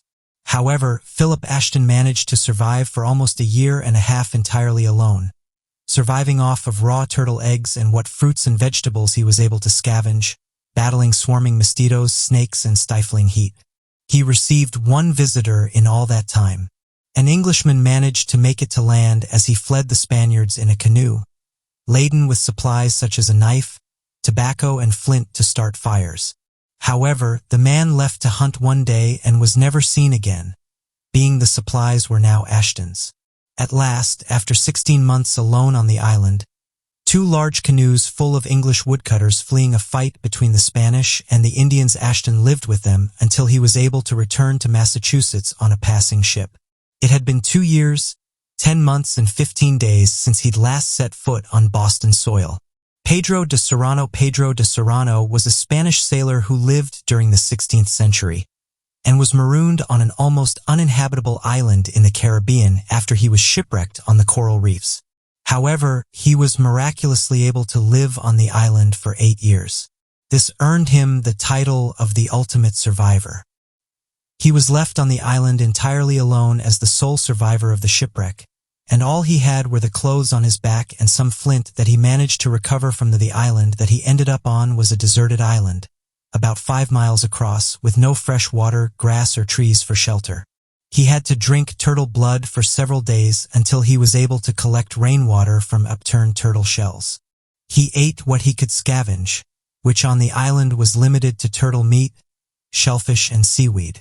His clothes soon rotted away, leaving him exposed to the elements and forced to bury himself in wet sand to escape the intense heat during the day. He used his flint to make a fire out of the dried seaweed that he kept burning, in a fleeting hope that a passing ship might see the smoke and come to rescue him. 3 years passed in this manner until another ship wrecked at the 2 more sailors to the island, and Serrano rejoiced at the possibility of company.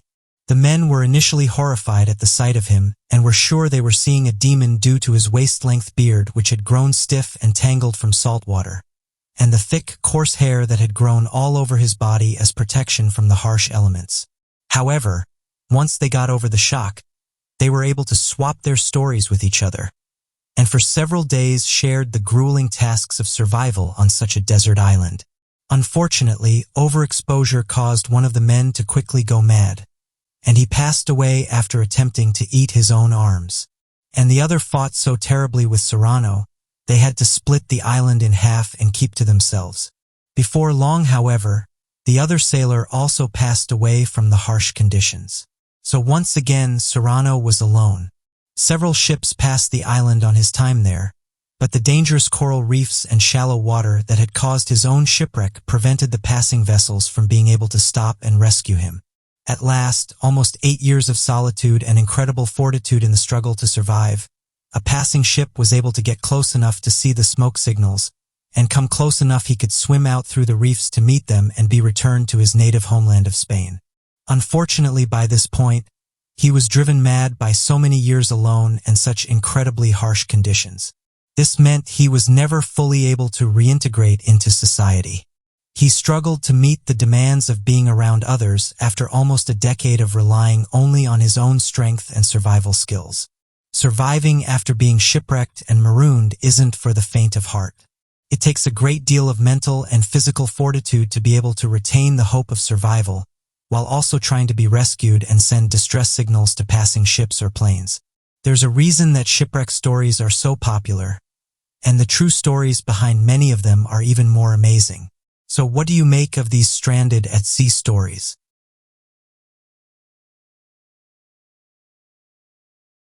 To this day, ancient Egypt inspires mystery and wonder. It's no secret that the pyramids are awe-inspiring creations and are world famous for their size and craftsmanship. But a lot of information is still not really known, and the pyramids are still very much shrouded in mystery. One thing that's not a mystery, though, is what happens to people that try to clone these structures. Egypt has announced that under new laws, if anyone has seen climbing monuments or tried to smuggle antiquities out of the country, it will result in an instant ban, a heavy fine, and even jail time. However, one man was left confused after looking through Google Maps and seeing this. He claims that he was looking at the pyramid carvery when he noticed something on the structure itself. He said the following: "I was randomly looking at the pyramids in Egypt and made a strange discovery. It looks like two people are climbing the pyramid, but I'm sure that you're not allowed to do this. What sort is that no one around seems to be looking at them either. Am I missing something?" End quote. From looking at the images, it does appear to show two boys climbing the pyramid, with even Google Tech blurring out their faces. It's not uncommon for people to want to climb these structures. After all, those that have made the climb have said the views are breathtaking. But all this has done is anger people, with many saying that these acts are just selfish. As mentioned, it's no law that anyone found climbing the pyramids in Egypt will receive harsh punishments, with many researchers and locals happy about this, with them saying that structures like the pyramids need to be protected, and those that are visiting the area need to understand how important they are. Egyptian Parliament Committee recently approved a new law that protects antiquities. This doesn't just include climbing the pyramids, but also if someone was to try and chip off a piece of the pyramid and sell it, this would now be illegal. The fine will be between 1 million and 10 million Egyptian pounds, which equals to around $60,000 to $600,000. Susie Nasht, a member of the committee, said the following about the new law: "The amendments aim to stop thuggish acts towards Egyptian antiquities. Many people praised the Egyptian authorities and said that it's about time that something was introduced to stop people from doing this. When most people think of Egypt, they think about the Great Pyramids looming in the distance, holding ancient knowledge and mysteries just waiting to be discovered. It seems that even with some fears of ancient curses, researchers and archaeologists continue their explorations into these elaborate deep tombs. These tombs, mostly housing royals and the rich, have even lured treasure hunters and grave robbers to the area. Thankfully, as mentioned, these days the Supreme Council of Antiquities oversees and approves all kinds of excavations, ensuring that all explorations are for education and not monetary gain. Ancient Egyptian civilization continues to influence life today. Things such as agriculture, art, and even social hierarchy have deep roots in this culture. In 2017, scientists studying the pyramid announced they had found a previously unknown void inside of the pyramid, and it's estimated to be around 30 meters long. The last time any kind of big structure inside the pyramid was discovered was in the 1800s. This new void was found using a process called Mohn radiography. This method utilizes cosmic rays to locate voidal cavities inside of structures. This new discovery is being compared to the previously discovered Grand Gallery of the pyramid. The Grand Gallery is a 150-foot-long corridor that goes directly into the burial room of Corfu. This corridor is also around 26 feet tall and sits just below the newly discovered area. Still, it's completely unknown what or if anything lies within this area and what it was used for. Could be several smaller rooms or one large room, we simply don't know. This discovery is still huge. It brings us closer to finally being able to understand and even just know the various intricacies of this incredible structure. This discovery was made by the Scan Pyramids Project, working with the Egyptian Ministry of Antiquities, and is widely regarded as the most impressive achievement of the technology used to find it. Muon tomography. Another interesting discovery in regards to the pyramids is that of the thermal mystery. The Great Pyramid or Great Pyramid of Giza is home to many mysteries. Because of this, many researchers, scientists, and archaeologists are examining and studying it. Before I previously mentioned discovery in 2017, there was a whole series of studies going on. But in 2015, while conducting thermal examinations of the Great Pyramid, researchers discovered that 3 stones located at the bottom of the pyramid were a much higher temperature than all the others. Whilst this discovery itself is truly puzzling, it could be the result of a variety of different factors, from differing air currents inside the pyramid, with even small undiscovered areas, or perhaps a mysterious building material which could indicate repairs or strength carried out thousands of years ago. The team of scientists and researchers came from around the globe to carry out these thermal tests. The tests themselves are just as interesting, as they would examine and carry out testing during different times of the day to test different theories. This difference in temperature is quite puzzling when compared to the minimal difference of the rest. These affected blocks in question were located to the east side of the pyramid. This could well have something to do with why they're anomalies, but for now this still remains a mystery. The mysteries and discoveries that we've discussed today do really encompass the world's fascination with the ancient world and the need to understand all its intricacies. The Great Pyramid is always under constant study and research. The pyramid scanning we've talked about with the Great Pyramid has also been continued on all other major ancient pyramids, as unlocking secrets of one could help unlock those of the rest, and even help us to understand ancient Egypt even more. So what do you guys make of this Google Maps image? And what do you think of these anomalies that have just been discovered in and around the pyramids? There's many things that people fear, and one of those is Mother Nature. One of the greatest fears of the modern era, due to its potential to cause an apocalyptic scenario never seen before, is that of the eruption of the Yellowstone supervolcano. Though many might not be aware of its dangers, it appears to pose one of the greatest realistic chances of wiping out the majority of life on Earth and possibly lead to the extinction of the human race. Yellowstone officials have come forward and said that 125 earthquakes have hit the region in less than 1 week, with scientists saying that these earthquakes hit the region that's already weakened by years of magmatic activity, with officials saying they recorded 125 tremors, most of which were detected southeast of West Thumb in Yellowstone National Park. This has caused some to panic, though, as it's thought the supervolcano could be due from an eruption, as the last time it erupted was over 640,000 years ago. The news caused people to express their opinions on social media, with one person saying the following, is if 2020 is about to hit us with a supervolcano eruption, I wouldn't be surprised though. What a year. End quote. With another person saying the following, you think 2020 can't get worse.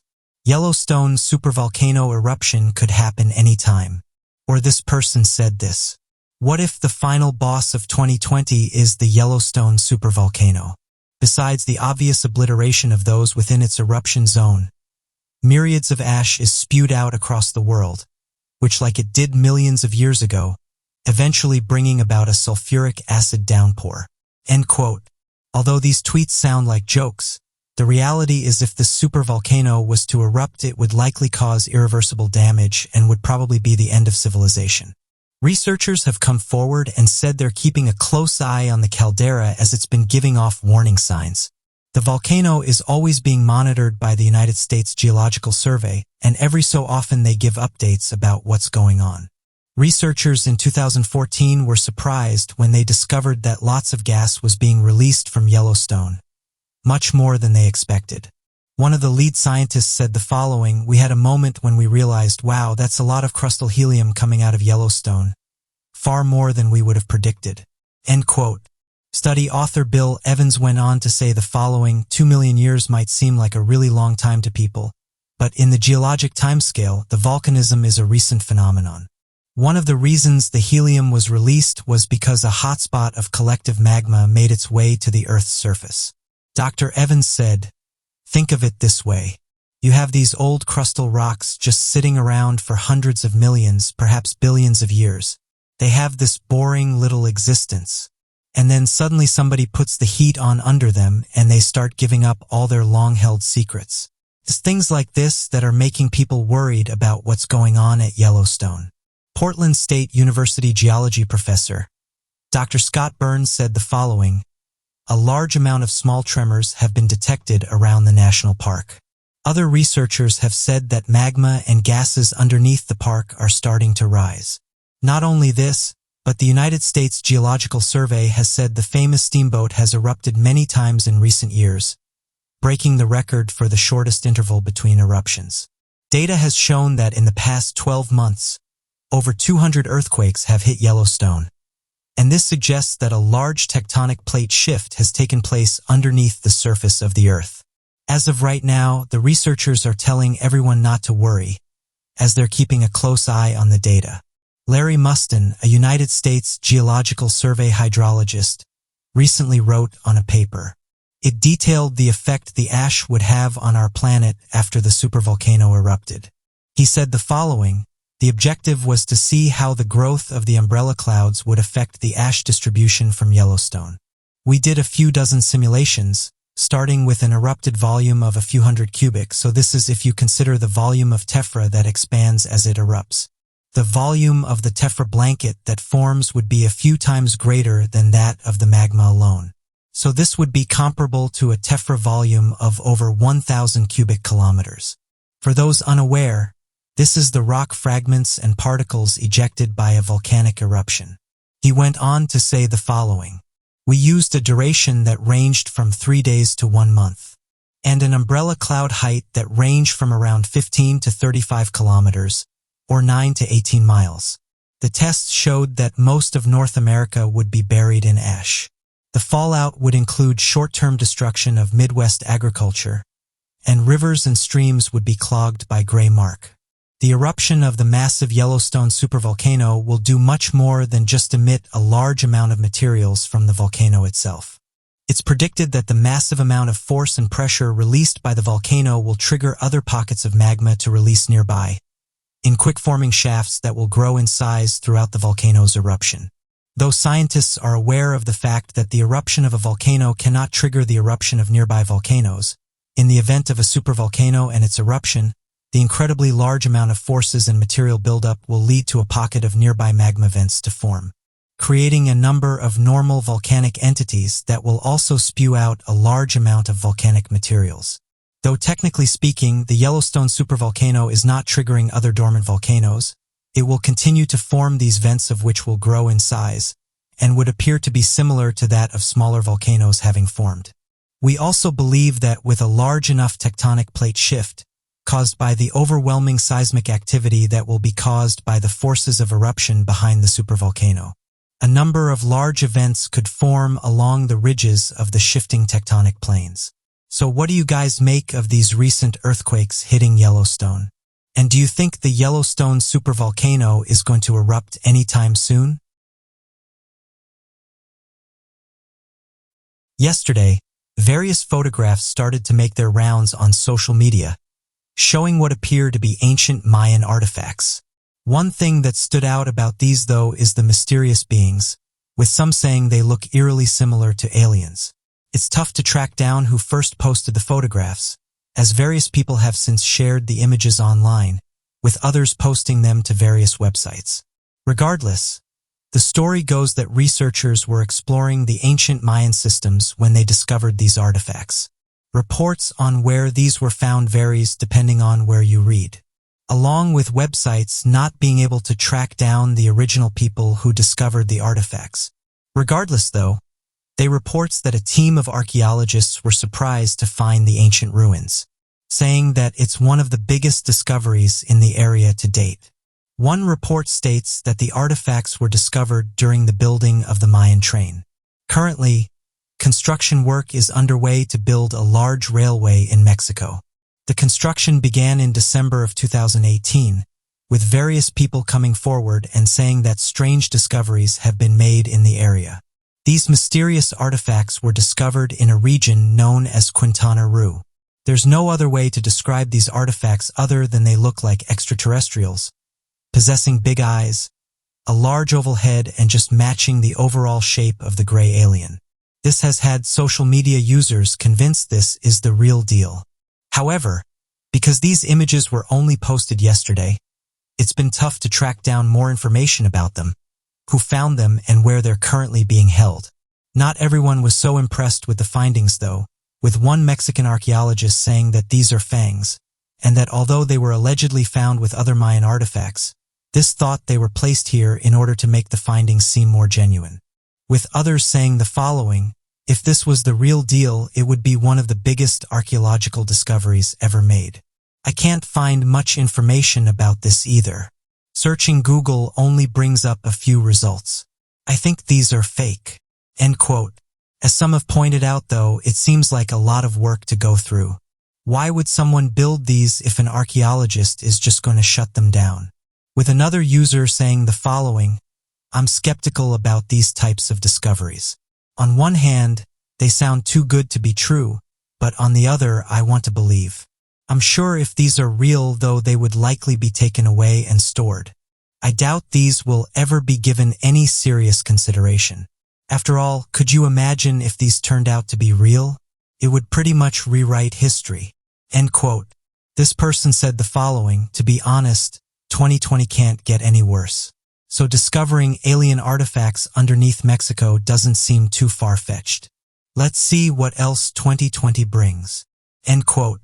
As mentioned, as of right now, there's not much information that's been released about the discovery.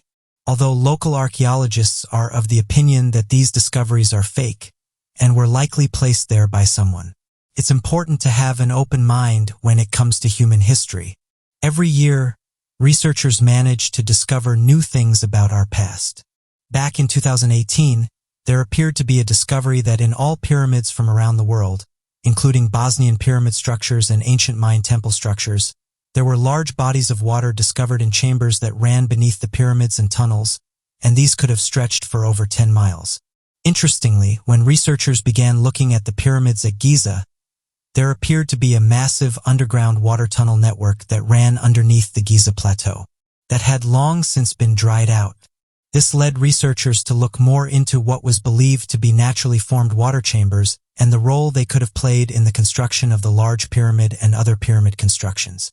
They found that although water beneath structures usually plays a large role in the instability of the base of the structure, it appeared as if the networks of tunnels and water chambers found in pyramids from all around the world appear to not threaten the stability of this led researchers to believe the tunnels must have been accounted for in the construction of the pyramid, or possibly added after construction with the pyramid's stability in mind. Still, to this day, Egyptologists and researchers are completely unaware as to what the role of these underwater chambers held to play in the construction of the pyramids, and why they seem to be so important to the structures found all around the world. Currently, the only working theory is the introduction of a hydromechanical purpose, or that have added underground pressure to certain areas of the structure. What's interesting is that these discoveries and structures are only a small portion of what survived over the years. Researchers have come forward and suggested that 98% of our past has vanished from our planet, so it's unlikely we'll know the details of our ancient ancestors. Although it's easy to dismiss these cases, it's important that we carry out further investigations. Sometimes our attitude towards certain topics is our downfall. Going into things with an open mind is always a good idea. So although it seems like at first these ancient structures are fake, it's important for archaeologists to conduct further research. The UFO community are certain that unidentified flying objects have been visiting our planet for years, and they point to things like ancient Egyptian scriptures to back this up. It's said that this was one of the first recorded UFO sightings. The events that allegedly occurred in the ancient kingdom were reported in great detail in the Tully Papyrus, a text that was discovered thousands of years later in 1933 in an antique shop in Italy. It's reported that these objects shone brighter in the sky than the sun, even going on to detail them as a circle of fire or a fiery disk. It's these types of discoveries that have caused some to keep an open mind. Also, what do you make of these mysterious artifacts that have just been discovered? Do you think they're the real deal or just fakes? Also, if you think they're real, what do you think they're depicting?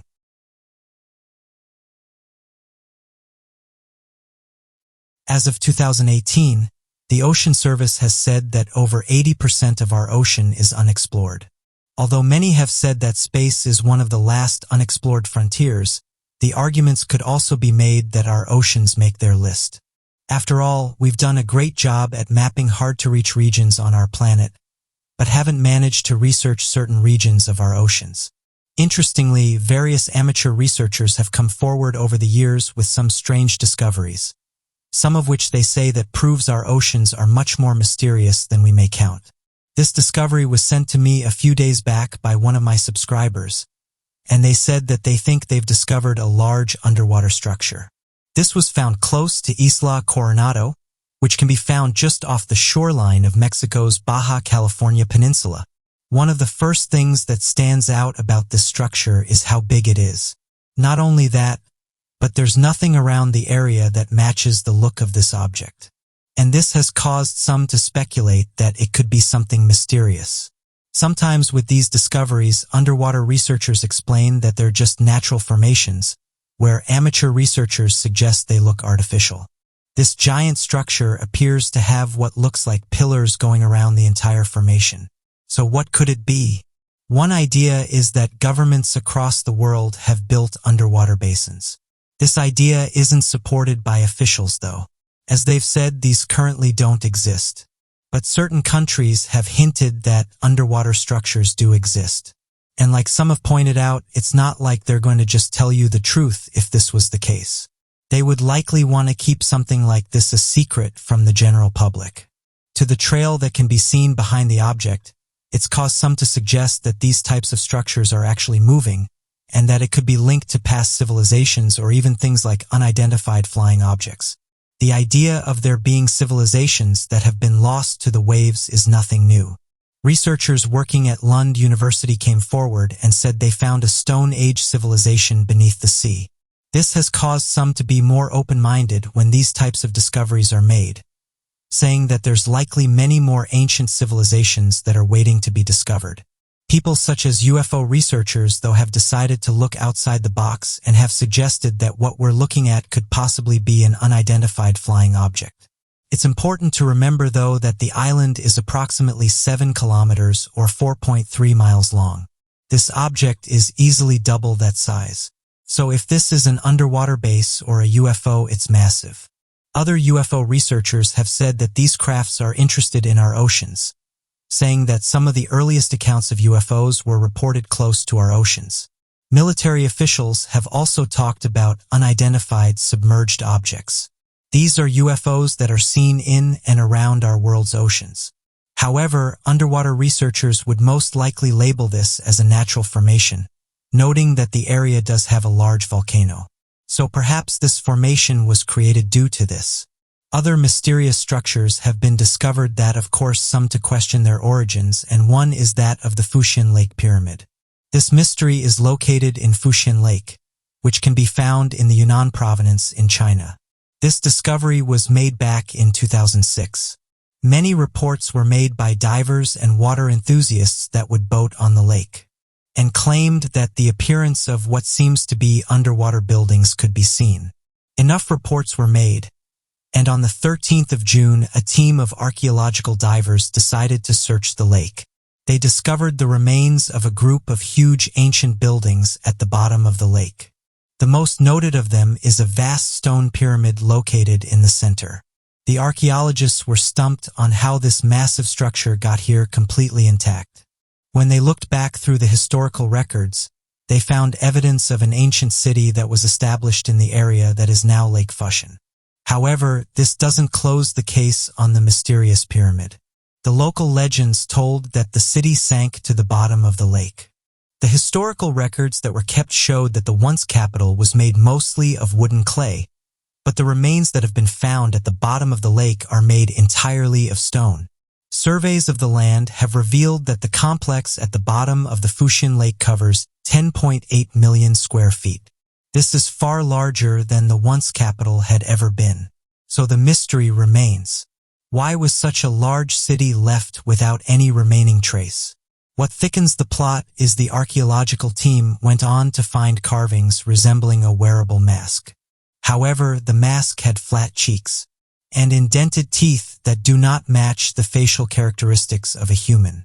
Another stone mask was later found that had zeros and ones carved into a design. Some bricks of stone were also found on the buildings that had engravings that are similar in appearance to the Roman numeral 1 and the English letter Y. The question that then arises with this is not so much the unusual carvings themselves, but the fact that if this underwater pyramid is over 1,800 years old, what tools would have been used to make these carvings? As researchers have said that nothing from that time period would have been able to make something so detailed. In conclusion, mainstream scientists have even admitted themselves that the oceans are mysteries in their own right. Large portion of our oceans still remain unexplored, and it's anyone's guess as to what could be lurking in the dams. So far, scientists have discovered over 242,000 marine species. However, it's been estimated that every year over 2,000 new oceanic species are discovered. With the oceans being so vast and widespread, it's likely that scientists and researchers will be making discoveries well into the future. Scientists have done a great job at answering some of the ocean's mysteries, but it's important to keep an open mind about what could be laying in the dams. Who knows where the next discovery will lead us? So what do you guys think of this mysterious structure? Do you think it's an underwater base or connected to UFOs? Or do you think it's natural and could have been caused by the local volcanoes? Subscribe for more videos. Australia's 100-million-year-old crater. Australia is no stranger to weird and strange discoveries, but the last thing drilling company Evolution Mining was expecting to find in their search for gold was a crater left by a meteorite 100 million years ago. During the company's scheduled work in the Western Australian outback, it's unclear how the company first noted the crater's existence, but word soon spread to geologists for examination, revealing that underground land was hiding a massive crater with a diameter of 5 kilometers. Named after the nearby mining town, the Urubanda crater is now believed to be one of the oldest and largest in the world. Scientists were able to discover the existence of the crater through giveaway signs of meteoric impact, specifically through the appearance of the geological features known as shatter. These are rare formations in bedrock left after impact by meteors or by nuclear explosions underground. The news came soon after a previous crater was discovered in the Western Australian state earlier in 2020, named Yarraburba. Despite previous discoveries, Dr. Jason Myers was surprised by the discovery. He described that it was made in an area where the landscape is extremely level. You wouldn't know it was there because the crater has been filled in over geological time. The meteor that created the Urubanda is believed to have been anywhere between 100 to 200 meters wide. The results of the impact were more than just a crater as well. Scientists state that the aftermath of the event actually caused the ground to push down, before rebounding back up like a spring. By using modern research techniques, the team involved with the discovery were able to accurately map out the dimensions of the crater, leading scientists to marvel at its size. Through gravity surveying and other methods, we were able to examine the Earth's rich geological history so we might better predict our planet's future. For example, by mapping out just how many asteroids hit Earth and by measuring their impact, we can begin to accurately predict when we could next expect another impact. The same size as the Urubanda. Dr. Myers echoed this sentiment, stating the discovery could assist scientists in predicting another imminent impact. Dr. Myers also believes we'll discover many more asteroid impact sites, stating, "There are probably quite a few more out there. We've probably been hit by more asteroids than we initially thought." Luckily for this discovery, and many more potentially on the horizon, and with technology, we'll be able to predict any future dangerous asteroid collisions. Ocean Planet series. Decades of sci-fi movies and TV shows have given us wonderful imaginings of the kind of planets which might be out there among the stars. Ceres is a dwarf planet that you might not have known existed. Ceres is actually the biggest celestial body in the asteroid belt that sits between Mars and Jupiter. Although technically an asteroid, has been under the watchful eye of scientists and enthusiasts alike. Believe it or not, we've known about Ceres' existence for some time. It was back in 1801 when Giuseppe Piazzi discovered it, initially believing it to be a fully fledged planet. Ceres stands out among other nearby bodies in space due to its size. This, and also the fact it's been smoothed and rounded by its own gravity, this makes it much more similar to what we would deem as a characteristic of a planet. In August, scientists learned something extraordinary about Ceres, that it might not be the lifeless, floating ball of rock they once thought it was. Instead, scientists now believe it's actually an ocean world. Teams of expert scientists from both Europe and the US made the amazing discovery after the craft used infrared imaging to take data of its surface, a mere 35 kilometers above the asteroid. What they found was incredibly enlightening. Focusing on Crater Okator, an impact site over 20 million years old, the scientists now believe that it's hiding a deep reservoir of briny liquid underneath its mysterious surface. Several teams were tasked at examining the pictures. One group noticed the presence of hydrohalite, a material that's found in cold, briny waters. The presence of hydrohalite is significant, as it's yet to be seen outside of Earth. This perhaps points towards signs of potential life on the distant celestial body. One of the researchers involved in the study declared that hydrohalite was a definitive sign that Ceres used to have seawater. They stated, excitingly, the researchers believe that deposits of hydrohalite and salt may have only emerged recently. They estimate the dwarf planet's reservoirs may be as young as 2 million years old. This makes them relatively new on the asteroid. Who knows how many other bodies in space are hiding the building blocks of life just below the surface? Perhaps as our imaging and technology advances even further, we'll uncover even more aspects of our celestial neighbors that we didn't think were possible. New dinosaur related to the T-Rex discovered on the Isle of Wight. The T-Rex would be forever cemented in pop culture as the ultimate king of dinosaurs. This is probably well suited, since the dinosaur's name in Latin literally means king of the tyrant lizards. But did you know that a relative to the iconic T-Rex was just recently named after being discovered on a small island beach in England? There's still so much to discover and learn when it comes to these ancient lizards, and yet avid fossil hunter Robin Ward was not expecting to find much on a beach that he'd been advised to not bother searching. Still determined to check in the places others weren't looking, Robin made a discovery of bones belonging to a once unknown species of theropod on a small beach on the Isle of Wight, UK. Even more surprisingly, other pieces of the undiscovered species were found on Shanklin with the multiple different bones found and donated for analysis. Scientists quickly began to learn more about the exciting discovery. Scientists realized the dinosaur belonged to the theropod family thanks to the bone's unique structure, which was categorized by lots of air spaces and hollow cavities. Theropods are known for these qualities, with the T-Rex being the most well-known by far, along with members of the modern bird family. The university in charge of researching the bones, these spaces within the skeleton actually have a tactical advantage. The room within the skeletal structure meant that these types of birds had a more efficient breathing system and would have been considerably lighter in weight. The newly discovered dinosaur has been given the name of Vectorioveneta in Opinatus. It's said to have lived on Earth 115 million years ago in the Cretaceous period of history. Stretching out at 13 feet long, this would have been one seriously intimidating dinosaur. The scientists working on the study hypothesized that this particular theropod inhabited the more northern part of the island before dying at some point and then being washed to the Shanklin beach. Chris Barker, a paleontologist from the university leading the study, said the current record of theropod dinosaurs in that period is not very rich. Thankfully, discoveries like this are helping scientists piece together our understanding of dinosaur biology and biodiversity millions of years in the past.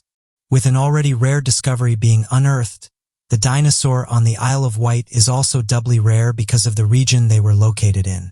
According to Chris Barker, dinosaurs are rare in deposits like the ones at Shanklin Beach, as many of the fossils are marine life, such as oysters or plant matter.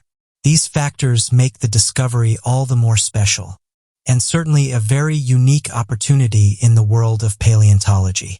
Luckily, the bones were found safely and are now on display at the nearby Dinosaur Isle Museum. So what do you make of these recent discoveries?